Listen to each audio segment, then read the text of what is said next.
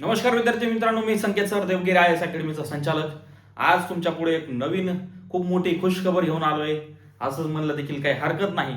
तर एक महत्वाचं म्हणजे जे काही तलाठी पद आहे, म्हणजे भाऊसाहेब आपण ज्यांना सर्वसामान्य नाव ज्याला आहे, ठीक आहे, जे तलाठी आणि त्याला आज नाव आहे ग्राम महसूल अधिकारी.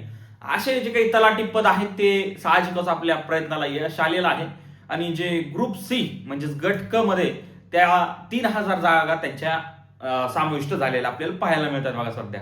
ठीक आहे. आता एक महत्वाचं म्हणजे काय, अगोदर होत्या जागा सगळ्या 2619, आता ऍड झालेल्या आहेत 3088 आणि एकूण जवळजवळ 5700. आणि हा 5700चा आकडा अजून वाढण्याची देखील शक्यता आहे बघा. ठीक आहे. आता जरी वाढला नाही तरी हा आकडा खूप मोठा जास्त आहे.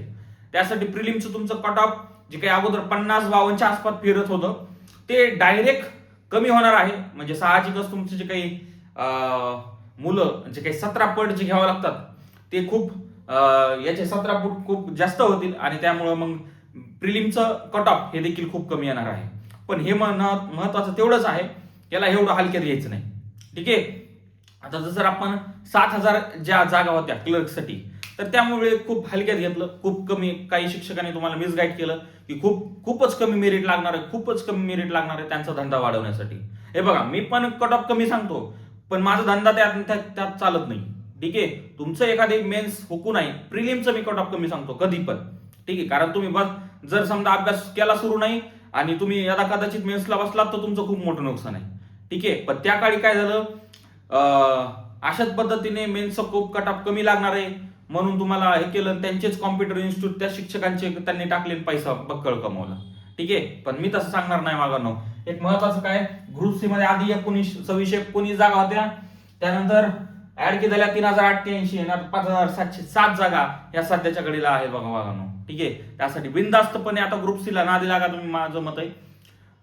जर तुम्ही राज्यसेवा करत असाल तर आता राज्यसेवा आणि कंबाईन गट क कशी करता येईल याचं नियोजन हे तुम्ही तुमचं वाईवर करायचं. याच्यावर माझा विस्तृत व्हिडिओ तुम्ही टाकेलच काही 1-2 दिवसानंतर. पण सध्याच्या घडीला तुम्ही तुमचं नियोजन करायचंय. ठीक आहे.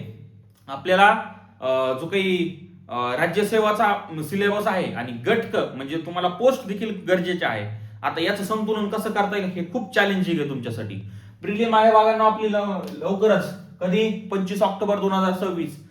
खूप कमी वेळ राहिलेला. तर जुलै तर संपला, जून, जुलै, ऑगस्ट, सप्टेंबर आणि ऑक्टोबर, म्हणजे जवळजवळ बरोबर 3 दिवस राहिलेत असं म्हणलं तरी काय हरकत नाही. कारण हे 25 दिवस आणि आज 22 तारीख आहे, 8 दिवस, बरोबर तीन महिने आहेत तुमच्यापाशी प्रिलिमसाठी. आता 3 महिन्याचा कालावधी काय खूप जास्त पण नाही. ठीक आहे. त्यासाठी बिनधास्तपणे मेन्स आणि प्रिलिम्स या दोन्ही गोष्टीच्या पाठीमागा लागा. आता प्रिलिम तर झाला, पण लगेच मेन्स 27 डिसेंबरला, 2 महिन्याचा देखील कालावधी नाही आहे मागांनो. ठीक आहे. त्यासाठी बिनधास्तपणे आता अभ्यासाला लागायचंय. ठीक आहे. पण बिनधास्तपणे म्हणजे त्या अर्थाने बिनधास्त आरामात घेऊ नका. ठीक आहे.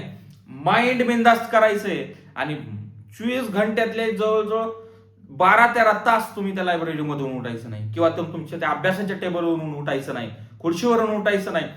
आपल्याला यावर्षी फिक्सपणे एक ग्रुप सी ची पद का होईना आपल्याला यावर्षी घ्यायची म्हणजे घ्यायची.